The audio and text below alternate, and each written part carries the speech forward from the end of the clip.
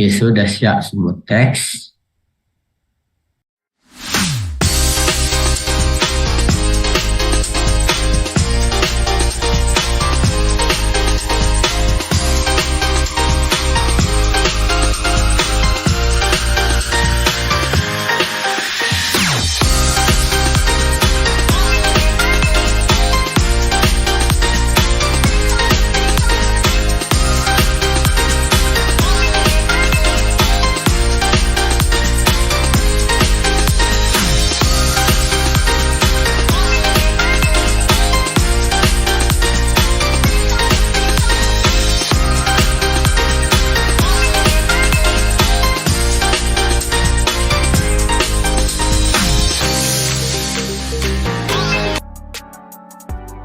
Okey, selepas siap tu, okey, kita pergi kepada masukkan teks bagi ruang lah. Okey, untuk masukkan teks, okey, pergi dekat AutoCAD balik. Okey, dari sini, okey, tekan layer properties macam biasa. Okey, create new layer. Okey, buka layer teks. Okey, bagi satu color untuk teks ni. Okey, katakan warna apa kita tak pakai lagi. Warna hijau boleh pakai. Ataupun merah lah. Okey, merah Okey, teks buat warna merah. Okey, lepas tu buka balik image reference. Tutup. Close.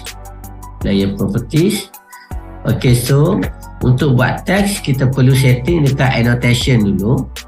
Kita pergi dekat annotation. Okey, klik text style. Okey, dekat height ni tukar kepada 250. Apply, close. Okey, lepas tu kat sini aktifkan layer text. Okey, pergi dekat multi line text.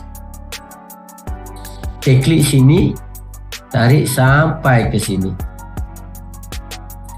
Okey, untuk jadikan teks kita dekat tengah-tengah ni, okey, pergi dekat justification. Okey, kat sini pilih middle center. Okey, lepas tu type bedroom 3. Bedroom 3 lah. Okey, dah siap. Sama juga. Okey, boleh continue tempat lain lah. Okey, bedroom 4.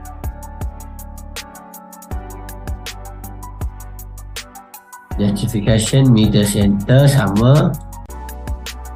Okay, kat sini buat buff 2.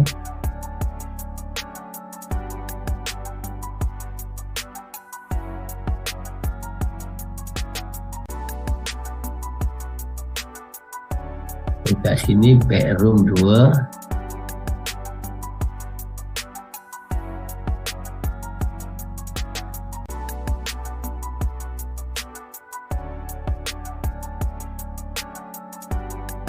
Ini buff 1.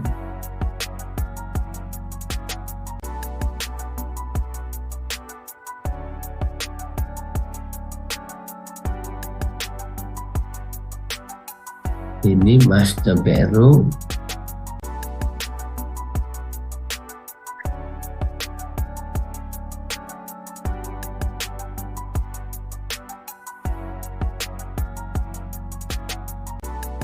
Yang ni ialah living area.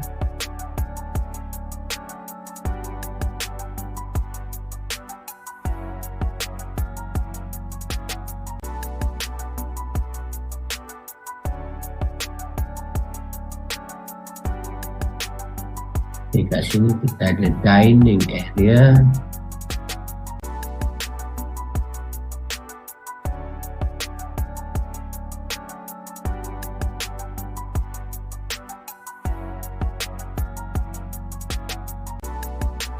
Kitchen.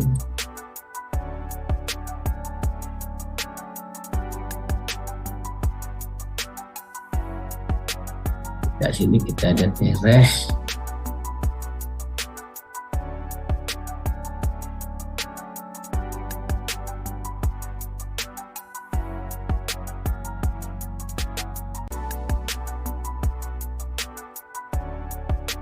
11 kita ada car watch.